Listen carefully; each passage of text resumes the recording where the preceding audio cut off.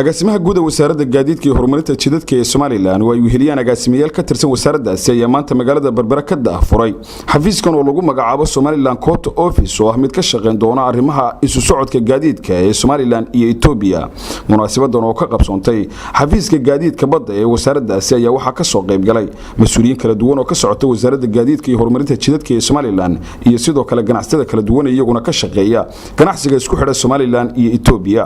ugu horeyn waxaa faahfaahin ka bixiyay xafiiskan iyo ahmiyadda uu leeyahay Soomaaliland Jaamac Maxamed Macaf agaasimaha waaxda gaadiidka badda ee wasaaraddaasi. marka anagu wasaarad ahaan xafiiskan waxaan u furnay Somaliland Court Office in lagu ogaado wajaalana xafiis baa laga furayaa xafiiska weynaha halka mobiiskiisu haanaya in lagu kontrolo kootada Somaliland ay 50geeda qaadanayso in halka lagu kontrolo inaanay sidoo kale lumin xuquuqda land local state-ku way wadanka Itoobiya xuquuqdoodii gaadiidkooda iyo kuna helaan wixii ay xaq inoogu leeyihiin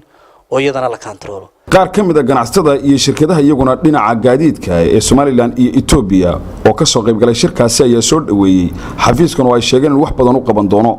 xafiiskan waa soo dhaweynaynaa waa kala shaqeynaynaa inaan si wixii control iyo jagarayn la kaga baahdo maadaama aan transportradii wax rarayay aan ka saacidnana diyaar aan u nahay. xafiiskan عدي وباهنيد كو لمرون كو باهنيد وقاعدين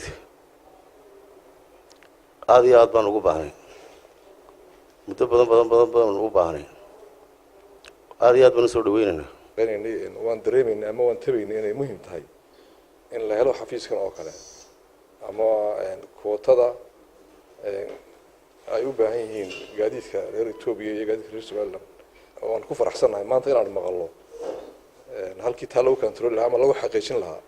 in la daafuro.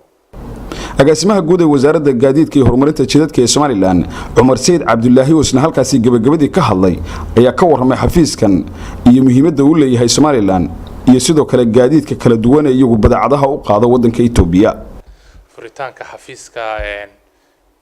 tirinta ama tirkoobka rarka gaadiidka Soomaaliland iyo Itoobiya ama ku noqonaya afka qalaad Court Office xafiiskan 19 bisha ayuu wasiirka wasaaradda gaadiidka Cabdullaahi Abukar uu aasaasay wareegto wasiir baa lagu aasaasay ujeedadiisu waxa weeyaan waxa iyadoo la tixraacayo heshiiskii dawladda Itoobiya iyo dawladda Soomaaliland ay galeen ee ka faa'iideysiga dekedda Berbera heshiiskaas qodob kamid ah ayaa wuxuu dhigayaa in rarka isaga kala gudbaya labada wadan boqolkiiba 50 ama si islaag ay labada wadan u qaybsadaan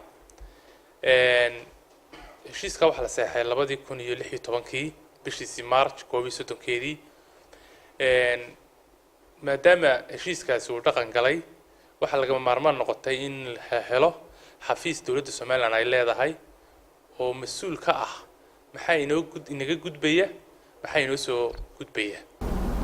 ومركي ugu horeysay xafiis noocan oo kale ay wasaaraddu ka furtay magaalada Berbera iyadoo sidoo kale sheegtay in xafiis kan la mid ah laga furi doono magaalo xuduudeeda Soomaaliland ee Wajaale.